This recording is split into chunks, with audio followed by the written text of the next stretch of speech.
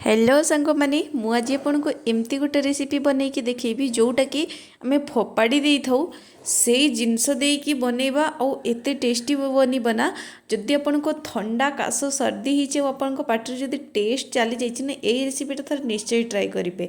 जो फोपाड़ुवा जिनस कौन ये देखो पेज अच्छी यहाँ बासी पेज नुह जमतीक आम भात को पेजरू जितेबाला अलगा कर माने भातटा को जिते ढाड़ी था से टाइम पेज थी यहाँ पूरा सज पेजटा था। ये मुझे रखी गोटे गिनार बहुत ही अल्प अच्छी देखिपे लेउटिया शाग जोटा कि पूरा छन छनिया पूरा कौड़िया पूरा कषि कषिका शाग से शाग नहीं सैड्रे ये अच्छी दीटा सुखिला लंका आउ 2 ରୁ 3 कोला जमती रसुण ताको छोट छोट काटिकी रखी आउ गोटे छोट टमाटो ताको छोट छोट करके काटिकी रखी। चलतु ताले रेसिपीटा आपको बनैकी देखौची।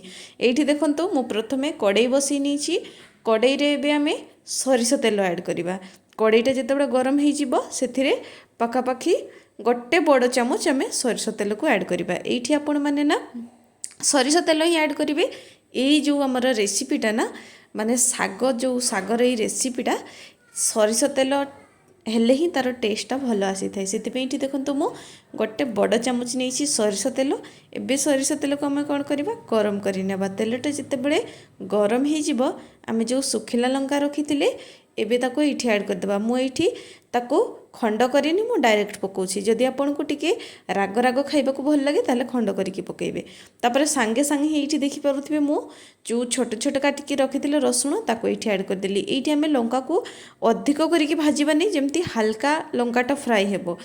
लंका को जदि ये अधिक भाजी देबे ना तार टेस्ट जम्मा भी भल आसबनी। हल्का भाजबे जितेबाला रसुण आउ लंकाटा हल्का भाजी हो ना से आम कौन करवा जो टमाटो काटिकी रखी ताको ये ऐड करदे ताको ऐड करदेला माने आम जो लंका आउ रसुण कुकिंग प्रोसेसटा ना ये अटकी से देखो मु टमाटोटा को ऐड करदेली। एबे ताको 2 ରୁ 3 मिनिट कुक कर नबा जमती आम टमाटोटा हल्का सॉफ्ट हो सेतिकी बेले ये देखो मु जो साग रखी ताकू मुझे ऐड करदेली। ये सागर क्वांटिटी आपण मैंने देखिपे बहुत ही कम अच्छी। यहाँ मो 2 जनक बनाऊँगी जदि आपण मैंने अधिका लोकों बनइबे ना ताले सागर क्वांटिटी ये कम बेसी करें साग को ऐड करके सबको भलसे मिक्स करने जेहेतु यहाँ कौन या पूरा छन छनिया सागटा थिला ना पूरा कषि कषि छोट छोट साग थिला यहाँ दौ दौ ही देखिपे ये सीझी गला एबे से कौन करवा जो पेज को रखी थे ताको ये ऐड करदे।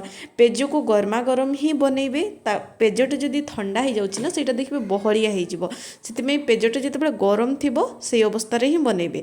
तापर ये देखु पेजटा आमर देखिपे फुटीगला एबे आमको जितकी लुण दरकार माने आवश्यक अनुसार लुण को ऐड करदेली ये और सबको ये भलसे मिक्स करदे आउ किछि समय आम ताको फुटापी छाड़ीदे। ये अधिक टाइम फुटेबानी जेहेतु यहाँ पेजटा ना यहाँ एंड को बहलिया हो जदि गर्मा गरम खाइबे ताहले तो पानिया पानिया होइकी रहिबो आ टिके ठंडा हो गला परे मु जेमती देखिली कि टिके थकथकिया कि टिके थिकनेस आसी जाए थाए।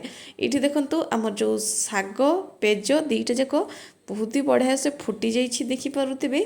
ये आम ताको अधिक कुकिंग करवानी आउ 1 ରୁ 2 मिनिट ताको कुक करनेबा नहले जो आमर पेजटा अच्छी से पूरा बहलिया हो एंड्रे जदि आमको डाली टाइप खाइबार अच्छी ना ताहले एतिकी ही कुक करेंगे। तापर गैस रो फ्लेमटा को बंद कर दे पारे। मते से दिन ना बहुत जोर से ठंडा होता मत खाइबापी जम्मा भी रुचि हो नाला जानते मो सासू मते ए रेसिपीटा बतैले और मते किछि भी खाइला माने मते जम्मा भी टेस्ट लगुलानी।